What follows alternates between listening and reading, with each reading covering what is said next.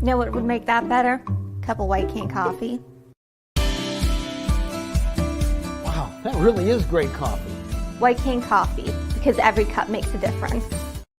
It's not just about music lessons.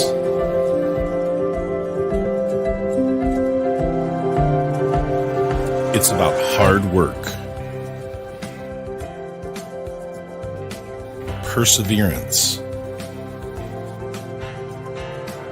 dedication, self-expression, making memories. Let's make memories together. Good morning and welcome to the cafe as White Cane Coffee presents Coffee and a Conversation. This is Brian Hagberg with you here on your Daily Local. And as you can see, the White Cane Coffee Cafe is open in the plaza across from Tops. Stop on down, get yourself a fresh cup, maybe some Dragon's Roast like I've got this morning. They've also got some cinnamon roll scones, other as the temperature starts to heat up, they got you covered there as well. Iced coffee, iced mocha, frozen lemonade. Stop in, get a fresh cup, say hi to the friendly folks here at White Cane Coffee. And if you don't want to deal with that construction downtown, that's no problem. White Cane's also available on DoorDash. Just place your order, have your favorites delivered right to your door. You can also order your favorite roast to brew at home online at whitecanecoffee.com. Now, this is Coffee and a Conversation. We're going to do it a little bit differently here this week with all the excitement, for lack of a better word, that took place here in and around Warren County over the last couple of weeks.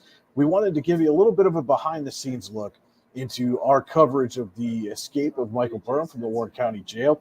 And so to do that, going to bring in my colleague, Andy Close. And Andy, welcome to Coffee and a Conversation. We were here just a couple of weeks ago doing an Ask Me Anything, and little did we know at that time that we would spend the next couple of weeks basically chasing down not chasing down, but covering the search for a fugitive. Yeah, nice, quiet summer, middle of July, not terribly busy, not a ton going on, got some fun events, and yeah, bam, all of a sudden, we have a national news story here, and you never see it coming, do you? You never know when something like this might happen. It's been a wild couple of weeks. Thankfully, it ended, without incident. But certainly a lot to digest for this community that they kind of went through something that you would never expect. Yeah. Well, and again, I mean, what was it, 17 years or so ago now, when Bucky Phillips was on the run, obviously, it was a lot of tense moments here. And unfortunately, that search lasted for a couple of months. And at that point, for me personally, I was kind of in and out, in between living here and living down in the Butler Slippery Rock area. So it was interesting to view it mostly from afar. But for this incident, we were right in the thick of it, so to speak. And just in an interesting kind of bookend for it, for us, you and I were alerted to the fact that the escape happened by our colleague Chris Rossetti, who was out of town on vacation in Colorado at the time. And then by the time things wrapped up and Burham was captured, it seemed kind of fitting that who had been at so many of these press conferences were out of town. So for us personally, it was it started with somebody out of town, ended with somebody out of town. Yeah, I'll tell you what, that it was wild. That first day, Brian, I remember, getting the call. It was around 4:00 in the morning or so, and then that was an all-day affair. Because if you remember that first day after he was captured, after he escaped, excuse me. They had standoff, for lack of a better word, on Water Street there for an extended period of time, and you really thought, okay, this might end quickly. But that lasted until about 3:00 in the morning. I remember getting word from one of the law enforcement on site. Nope, he's not there. And lo and behold, it went on another week. Really just unbelievable.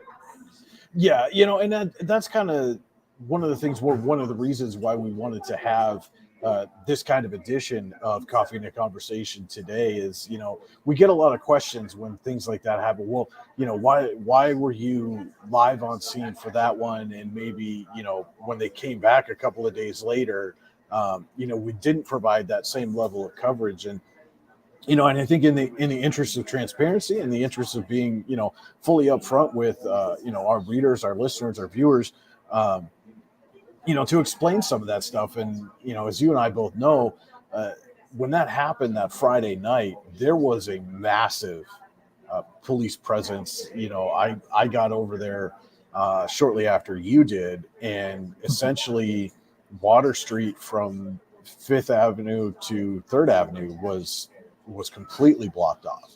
And when police have a presence like that, there were multiple vehicles, multiple agencies.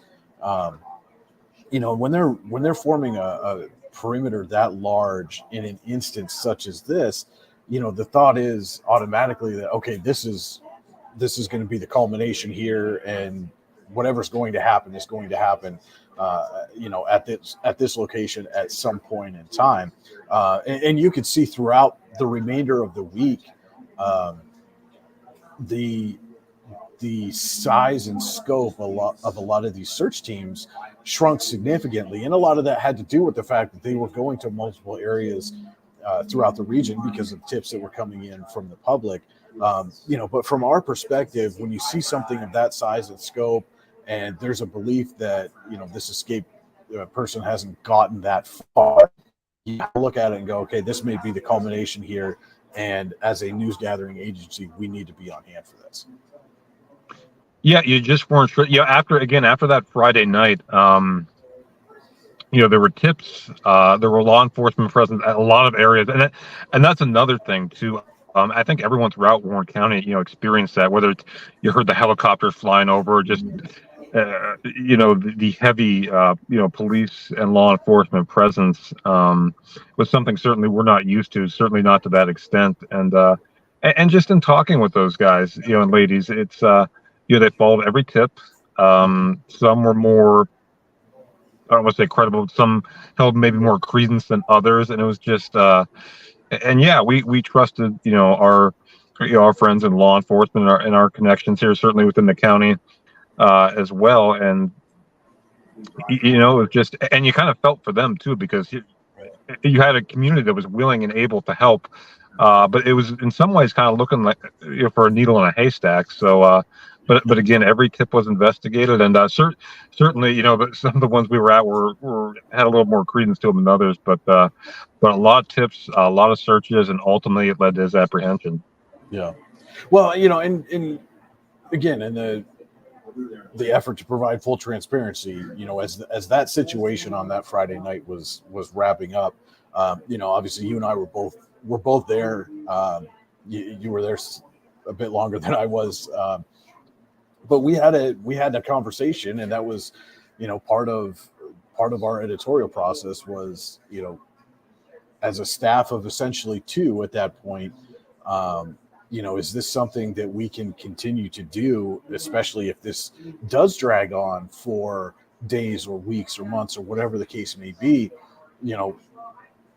There were other things happening within the county, within the world, and you can't just ignore all of that stuff. Obviously this was the biggest thing that was going on, but there were other things happening, and we can't just ignore that stuff. We'd be doing a disservice as a news agency.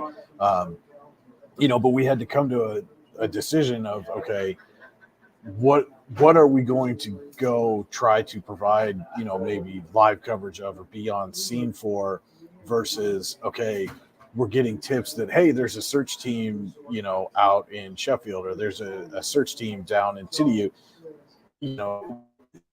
At what point do we need to say, okay, we need to actually go and check this out? And we put some parameters in place to just say, look, we need this to not just be, somebody online saying, oh, well, there's, 1,000 cop cars around this, this area, and we'll go check it out. But we need, as you mentioned, we talked, talking with our sources in law enforcement and getting, information from them about, okay, this might actually lead to something. And then it becomes, okay, well, maybe we should go and check out this particular search area. Yeah, it's to your point too. I remember you and I having the conversation several times. Well, what non-Burham stuff do we have? Because there is stuff. There is a lot of stuff going on in our community, and it's a story that kind of just captivated a community and really, it was a national story. I'm sure everyone saw, a lot of national outlets here: CNN, Fox, ABC. But yeah, to your point, essentially, as you said, in the interest of transparency, as a staff of two, we relied a lot, on our sources, on our friends, on our professional colleagues to, okay, hey, here's a tip. It might be credible. It's worth going out, as opposed to, hey, this is just someone saying something, on Facebook, and it's probably not worth going to check out. But yeah, it provided an interesting dynamic for us. Just in terms of, yes, we want to bring you that coverage every day because this man there's a good chance he's out and about, in this area. And as it turns out, he was. I don't think ever actually left. So, it was a story that really just captivated our community, and there was I think there was a thirst for information every day, and we certainly hope we did a good job of providing that to everyone, to the community. But yeah, every once in a great while you have one of these just stories that just takes over. And obviously something of this magnitude is going to be the top story every day until there's a resolution. So from our perspective, I think, Brad, it was very very interesting. Yeah.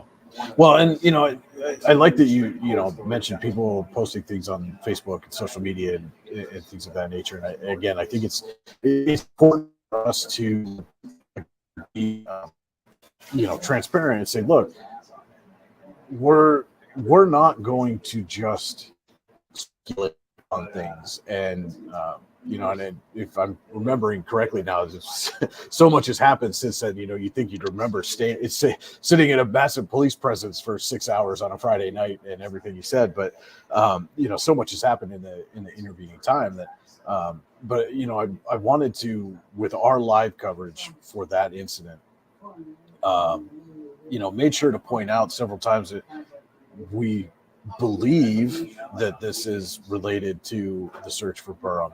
But law enforcement has not been willing to confirm that for us yet, and we're not going to speculate and tell you that yes, he is in there, or yes, they've done this, or yes, they've done that, because that's part of being a professional journalist. Is you don't speculate, you give the facts that you have, and if you don't have facts about certain things, then you can't say that yes, this is related to, because we don't know. Obviously we're not in the house, we're not on the police radio bands and listening in and hearing that or hearing those things, and we can't say that yes, this is X, Y, or Z without getting confirmation from somebody who's in a position to know for certain that yes, it is related to X, Y, or Z. And and I think that's an important distinction between the way that we are going to go about covering things versus maybe somebody who's just hopping on social media and going, oh, I heard this, and they're doing this, that, or the other. Yeah, and to your point too, people were sending us questions on social media and stuff. Oh, I heard he was here. Was he captured? Blah, blah.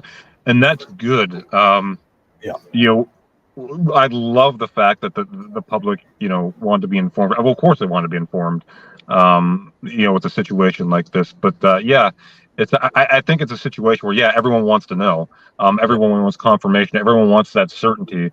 But again, it's better. It's always better to be right. It's always better to be correct. And I think you bring up a very good point. This was a situation where you had a lot going on. You have a lot of information flowing back and forth, and just really, again, trusting what law enforcement is telling us, and that's all we're going to confirm. Unless we see it or hear it with our own eyes or our own ears, we're not going to report. I think people appreciated that too, because with a story like this, the rumor mill kind of tends to run wild, right? And it did. Yeah. And it was, and I get it. I totally get it. But yeah, at the end of the day, the facts are what matters. And I think, in this instance, transparency, was a good thing. All right, with that, I think we're going to take a quick break here, get a word in from our sponsor. We'll be back with more of Coffee and a Conversation presented by White Cane Coffee, our behind the scenes about the coverage of the escape of Michael Burham. We'll be right back after this.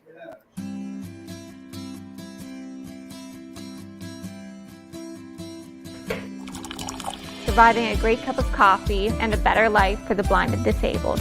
White Cane Coffee, because every cup makes a difference. And welcome back as White Cane Coffee presents Coffee and a Conversation. Brad Hagberg with you here on your Daily Local, joined by my colleague Andy Close, giving you a little bit of a behind-the-scenes look into how we approached our coverage of the escape of Michael Burham. It's since been captured now in the Erie County, PA jail, awaiting his hearings and trials, and as that entire process is going to play out very, very, very early in that process right now. And I would expect, again, not saying for sure, but already a continuance on the preliminary hearing. I would expect that's not one that's going to be wrapped up anytime soon. Yeah, no, it's with a case of this, again, this complexity, and with all the various charges in the different jurisdictions, it's going to take a while, and we'll bring it to you, but it's going to take a while. It's of course he has the pending charges we in New York State. Of course he has the multiple charges here in Pennsylvania as well. But again, a case of this magnitude, it's going to be a long process. They want to get it right, and we'll see what happens. But it's certainly going to be interesting as we go along here. What happens? And just before the break, we were talking about kind of the rumor and people having a lot of questions. And I think it's important for us to point out that we didn't necessarily respond individually to every question that was asked to us, but we are taking note of them, and we are asking those questions that you're asking us to, the various officials, the various sources that we have, and again, it's sometimes it's just, we can't put anything forward, either publishing on the site or doing, a live video, what have you, until we get an official on the record confirmation or answer to some of those questions. And it can be frustrating. We were frustrated at times too. And I understand, people in the community were probably even more frustrated than we were that certain things weren't being answered. But again, we're not in the business of speculation. We are in the business of providing facts, and sometimes getting the answers to some of those questions takes time. And again, we're not necessarily ignoring people as they ask questions, even if we didn't, again, personally or individually respond to each question as it was asked. But our goal is to go out and take those questions that you're asking and go ask the people who would have the answers and try to find those answers for you as quickly and as factually as we possibly can. Yeah, and to that point too, we appreciate all of them. The questions, the comments, we appreciate that you were coming to us with them. And again, we understand that you wanted to know everything that was going on. You want every piece of information possibly available, with this man on the loose. And I wouldn't add anything to that other than, we're very appreciative of that. And I think one of our goals is always, to have a well-informed, community, and that's certainly with every story. But some stories carry a little more weight. Obviously, this one did. So again, to your point, I hope people can appreciate, we couldn't confirm certain things, until we saw them, heard them, and in some cases we couldn't. Some cases we had questions that went unanswered, because for various reasons. But again, all of that plays into a situation like this. And there were some things that that we were working on that that we had planned to come out in the days after he ended up being captured. That it was like, okay, well, now we've got to completely shift focus, because now that he's been captured, some of these things maybe aren't as pertinent as they would have been, if they're still searching for him. Right? Like, obviously, one of the questions that we asked repeatedly, especially during those daily press conferences that state police were holding out in Youngsville, they were often saying that they believed that Burham had changed clothes. And, you and I both, when we were there, asked specifically multiple times, whether they had found his prison clothes. Why did they believe that he had changed clothes? And, often, and again, this is where it's frustrating for us too. Often the answer, well, that's part of the investigation. We don't want to talk about that. And then in the end, it turned out that he hadn't changed clothes. He just turned his prison pants inside out. Yeah. And again, that was just one of those things where, you didn't know, you didn't know. And, it was frustrating. Like, to your point, it's frustrating for us at times. You want the answers, we want the answers. But I think with a situation as fluid as this one was, answers weren't always easy to come by. And, I think law enforcement was aware of that too. We don't want to put something out. I think there's a fear of theirs as well. We don't want to put something out and then it turns out it's completely false. We want to be 100% sure. So I think I can speak, from you and I having boots on the ground throughout this whole situation. That was everyone's goal here. At the end of the day, because false information, you put false information out, that can be potentially dangerous in a situation like this. So, again, to your point, the clothes was very interesting. People, and there's still questions that have to be answered, right? And they'll come out, I think, with the investigation into the jail itself, and obviously, as the proceedings go forward again with Michael Burham as he faces these just litany of charges now. And it's it's funny, I talked to a friend of mine who has some expertise in this area, and even he says that I'm very interested to see how this all plays out, because I think there's still, even though he's been captured, there's still some uncertainty there. Oh yeah, absolutely. The investigation into the escape itself is far from complete, from what we understand. The State Department of Corrections has been here this week working with the jail and jail staff and reviewing some of the policies and procedures. And so there's going to be fallout from all of that. Obviously, like we mentioned earlier, the judicial process for Burham himself is probably going to take some time, and it's a multi-step thing. As you mentioned, obviously we've got now the felony escape, the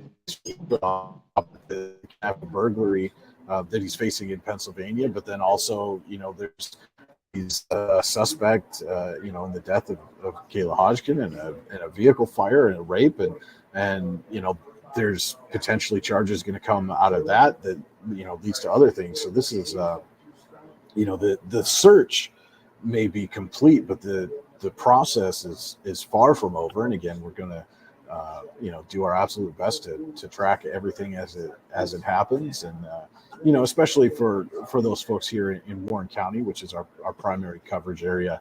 I think there's going to be a lot of interest in what the investigation of the escape points out, and what that review from the State Department of Corrections does, and what changes end up being made as a result of all of this. Yeah. And Brian, I do want to pivot for just a second, because it's something I wanted to say before we sign off and during a point in this conversation. I know you did. I know I personally heard a lot of kind words, about our coverage and how we went about covering this story. And again, it's ongoing, but just again wanted to say how appreciative we are, of all of you out there. We certainly strive every day to provide you, with the best coverage and to have an informed public. And I think, certainly, some stories people are more interested in those. That, as I've said several times throughout this conversation, this is one that obviously had heightened interest. I don't know anyone, in our area that wasn't talking about it or wanted to know what was going on. So I just wanted to say that to our followers. Thank you so much for the kind words. We certainly do our best to provide you the best possible coverage, and your appreciation and your kindness does not go unnoticed. So thank you.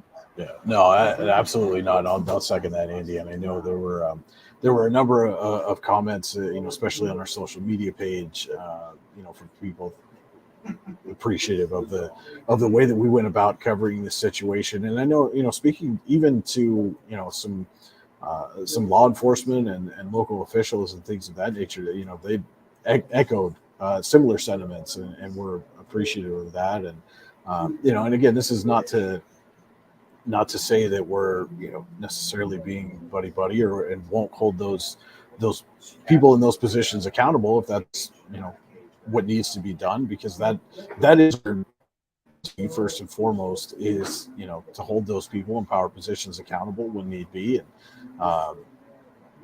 and that and accountability doesn't always necessarily mean if or when they do something wrong or incorrect or what have you, but that accountability is when they do things correctly to point out that it was done correctly as well. And that's we will always strive to bring unbiased, down the middle, factual reporting, good, bad, or ugly. That's our duty first and foremost, and we owe that to the people in our coverage areas to do that to the very best of our ability. Yep, couldn't have said it better myself. And that kind of takes me in. We talked a little bit about the daily press conferences, and there can be some frustration with those kind of events for a lot of different reasons. One that we mentioned where often officials are not wanting to give away too much information. But another thing I noticed at times is people was why didn't you ask about this, or why haven't you asked about that? And again, in the interest of transparency, there's oftentimes when you go into those things, you've got an idea of some of the questions that you want to ask, but then some of that, or often a lot of that, is then becomes based on they open those with a statement, and if they come out and say something that's new information, for example, the day that they released the video clip from the doorbell camera, right? That changes your whole approach, because now you've got this whole new thing that you didn't have going in. Then now you've got to say, well, okay, wait a minute. So now, in these questions that I asked, now it's got to be, okay, well, where did you get this, and when, and why do you think it's him, and what's different about this one than other, previous ones that you've told us about, and then so some of those other things, just in the interest of time, maybe don't get asked during the conference itself. But I know every one of those press conferences that I went to, and I'm sure it was the same way for you, finished, we were pulling, whether it was Lieutenant Colonel Bivens or 88 Brown or whoever, pull somebody aside and talk to them and ask them some other questions. And that's, again, kind of in the interest of time, kind of also in the interest of, this is still a business at times. And, if we think we've got, an angle on a story or a perspective of this that maybe some of the other outlets don't have, you don't necessarily want to start asking those questions in front of 20 other reporters, because they start digging into the same areas. Yep. And again, to that point too, I know there were specifically a couple instances where that was the case, where okay, I want to ask these questions or questions, but I don't want to do it, in front of everyone. And they were, and to that point, I thought, and again, we would, and this isn't to say, we're buddy buddy or whatever, but I think officials, throughout this in law enforcement, were pretty good about that. You pulled them aside, after one of these press conferences, they always, give you time, and it wouldn't. Sometimes they'd be able to answer your questions, sometimes not, and but we asked them, and so very, just appreciative of that as well. It was, from that standpoint too, was a very interesting process, because for anyone who was watching those press conferences, there were a lot of people there, and sometimes maybe you didn't get in everything you wanted to ask, and Right. and to that point too, that's we're not just limited to asking questions during that time frame.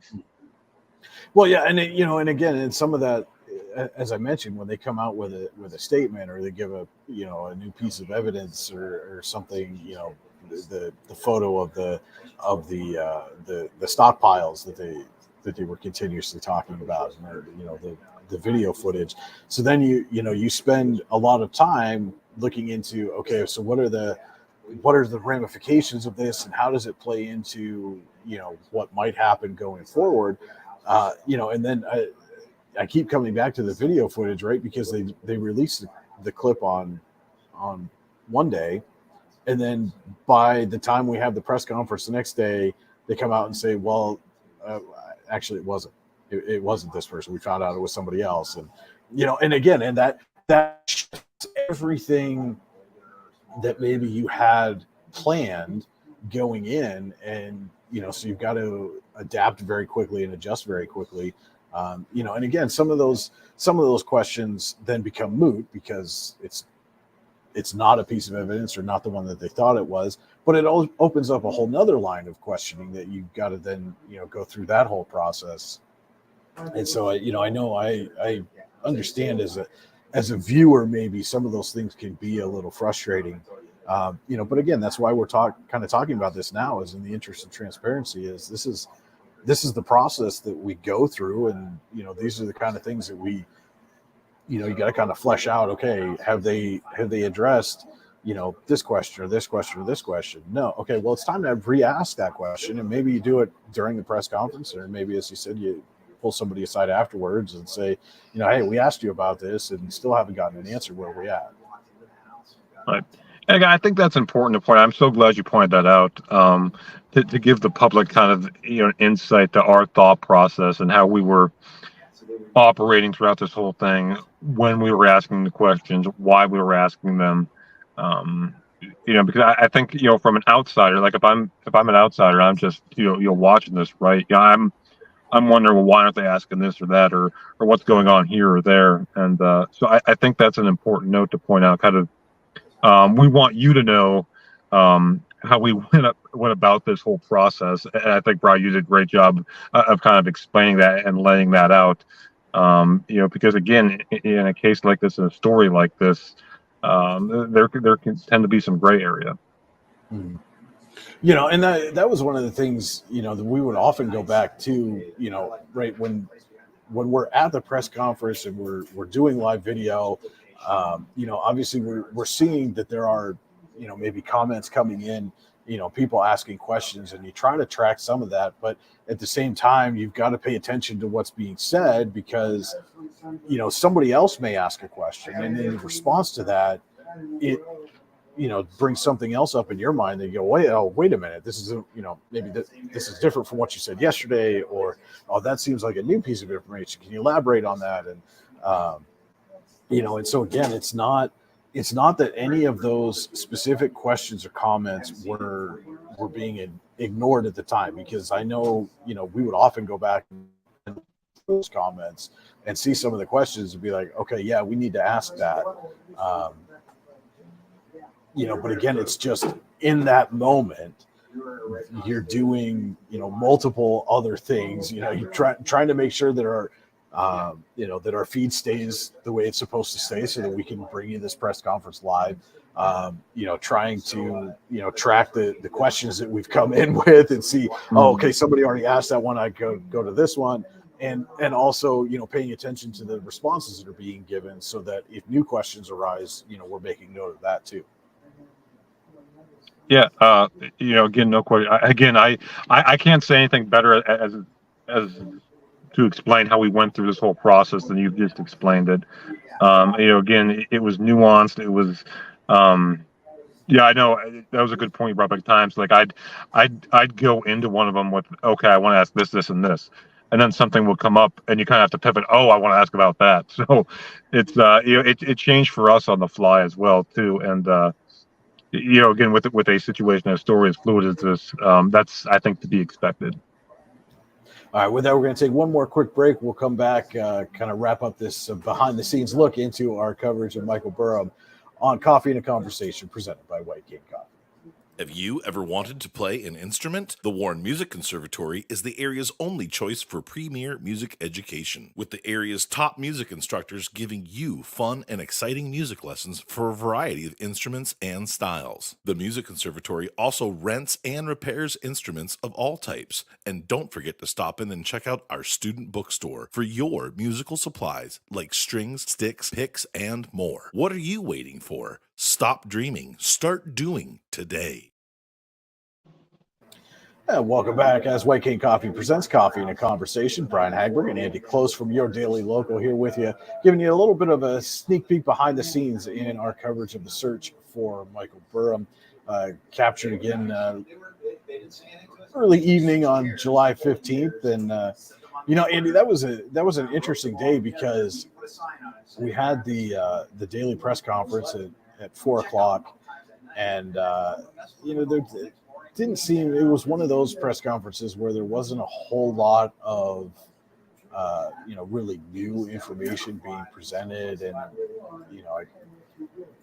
got back after the conference was over, and it was kind of like, what's our coverage look like for tomorrow and in the future as things are going forward. And then all of a sudden I start getting texts and Facebook messages and all kinds of other stuff from people going, hey, it looks like maybe they got them. And and then you start going, okay, is this really that they got them, or is this just kind of social media rumor? And so you start looking around, you're making calls and texting and with our sources within law enforcement. And then once it kind of became clear that yes, they did indeed have him captured, then everything pivots, and now you start going into, okay, now that he's caught mode, where are we going from here? And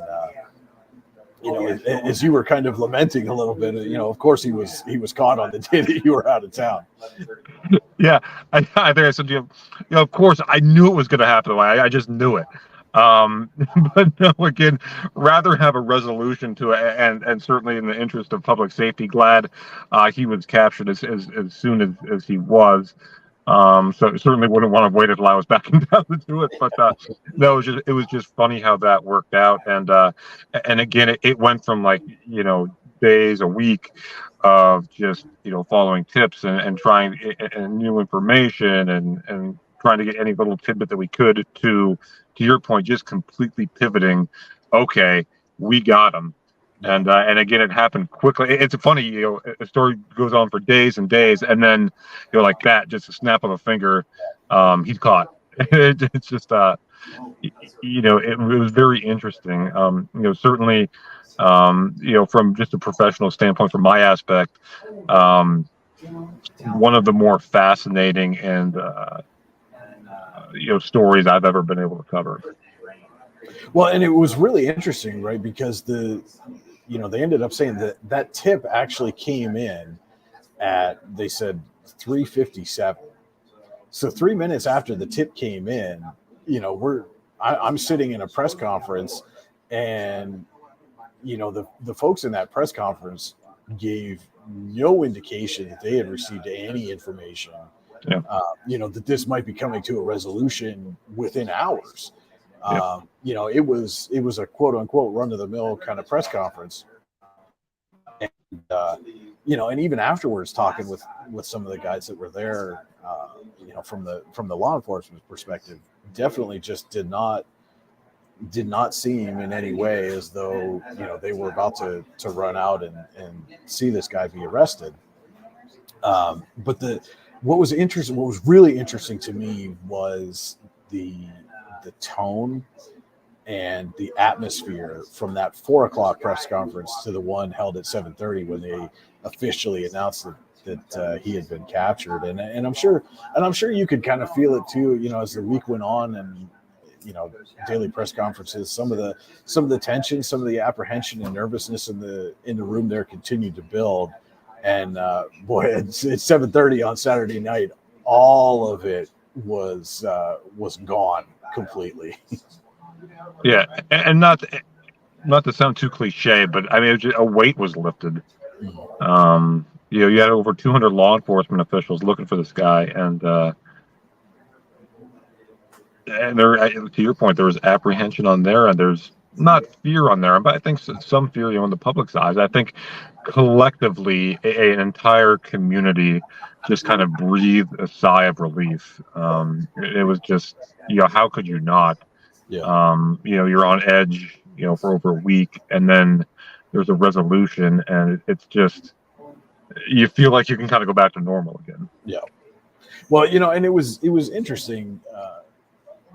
You know, we asked people for how they were feeling.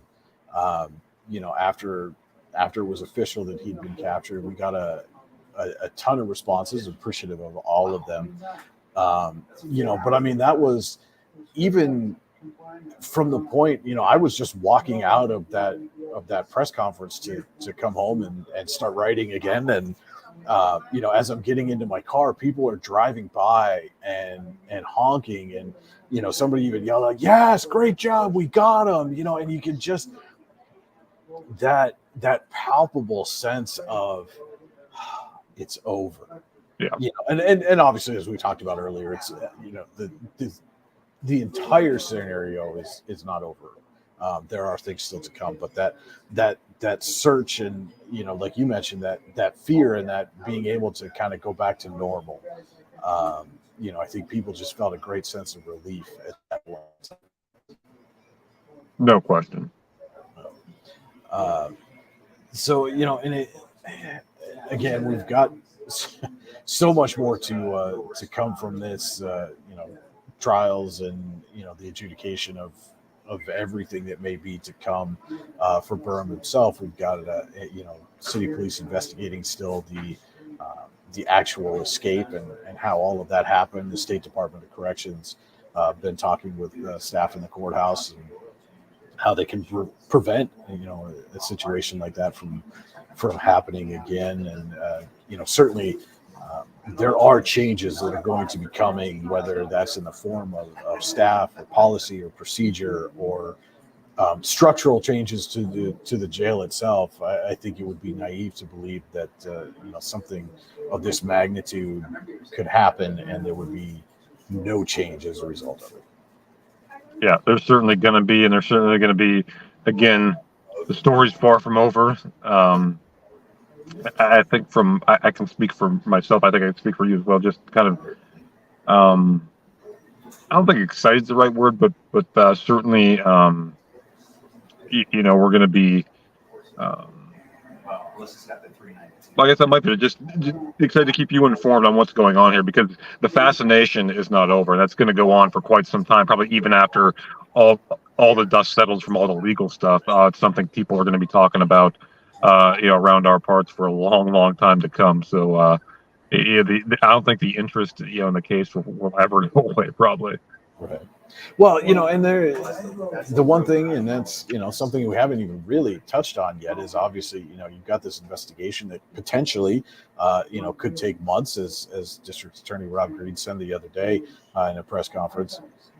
But in that process, you know, we've got an election coming up in November, which is going to see 2/3 of the commissioners are going to change. at least 2/3 of the commissioners are going to change. We're going to have a new sheriff. So there's going to be changes to the prison board. We're going to have a new treasurer. There's going to be a lot of changes to the prison board itself, and so now this new group is going to come in, and they're potentially going to have, what I would assume is going to be, the fallout from the investigation and report of whatever the State Department of Corrections finds that they're going to have to deal with. And, that's going to be probably one of the first orders of the day once they take office. Yeah, and that's a good. I'm glad you brought that up. We are going to have a number of new elected officials, county officials in office, and they're, in terms of this, it's still going to be going on, and they're going to be under the microscope right away. But again, that's why they run. That's why we elect them, and to handle and to deal with these tough issues. So from that standpoint, it will be very interesting time for them to come in. With something like this, still kind of, I don't know if looming is the right word, but still kind of in process, and so they're going to be watched very, very closely. That there's no doubt about it. Yeah, there's definitely going to be a close eye on that entire facility from the community. I would think for at least in the short term, probably I would imagine through at least the end of the year, if not longer. We will be right in the thick of it, tracking all those reports, tracking all those changes. We are still working on getting some things. We've, as we posted late last week, we have filed right to know requests. Each request that we've filed that was related to this case, the county has asked for a 30-day extension on. And as soon as we get some of that information, again, we'll have that for you. We'll have updates and information available for you as it comes. And Andy, as you said earlier, I think a lot of people turned their attention to us throughout this search, and we certainly are appreciative of that, and certainly hope that you stick with us and tell your friends. Part of us being able to do what we do is to have more and more readers, and the growth that we've experienced over the last year has been incredible. We certainly can't thank you all enough for contributing to that growth, and certainly hope that you continue to tell your friends. And again, we're bringing you the news that you need when you need it, and we will continue to do that. As long as you guys want us to continue doing it. Yeah, perfectly said. We appreciate you. We're thankful for all of you. We're proud to be a part of this community, and proud to serve you, to keep you informed, and just like you said, looking forward to the days ahead. And by all means, continue to reach out with questions, comments, whatever it may be. You can reach us on any of our social media channels on Facebook, YouTube, Instagram, Twitter. Just search Your Daily Local. You can also send us an email, news@yourdailylocal.com. And anytime you see us out and about, by all means, come up. We're always happy to have a conversation with folks, as apparently Andy has lost his connection. But yes, absolutely come out. If you see us out and about, which we are all the time in the community, come on out, say hi, strike up a conversation. We're happy to talk with anybody, and certainly want to hear your questions and concerns, because we can't bring you the news you need if we don't necessarily know what it is that you're looking for at all times. So with that, I think we're going to wrap it up here for this week. I want to thank Andy Close for coming on and helping give you this behind-the-scenes look into our coverage of the search for Michael Burham. Nearly a 10-day search began late on July 6th, ended in the evening of July 15th. The adjudication process still to play out. Jail escape investigation still underway, and we will bring you everything related to all of those things as they appear. As Andy's back with us here. Andy was just getting ready to kind of wrap things up here, letting everybody know that we would stick with the investigation into the escape, the review of the jail policies and procedures, and the adjudication process for Michael Burham as it plays out. And any final words you want to add here before we sign off? Nope. Again, we understand this is a huge. We understand the magnitude of this story. That's why we work so diligently to provide you the most accurate, up-to-date information. And again, I think I said it 3 or 4 times. We thank you. We appreciate you, and like you said, Brian, continue to stick with us. All right, with that, then we'll wrap it up here for Coffee and a Conversation presented by White Cane Coffee. Be sure to tune in every Saturday morning, 9:30 a.m. as White Cane Coffee presents Coffee and a Conversation. And stay tuned to yourdailylocal.com throughout the day, all day, every day, for the news you need when you need it. For Andy Close, this is Brian Hagberg saying thank you so much for watching, everybody. We'll see you next week. You know what would make that better? A cup of White Cane coffee. Wow, that really is great coffee. White Cane coffee, because every cup makes a difference. It's not just about music lessons.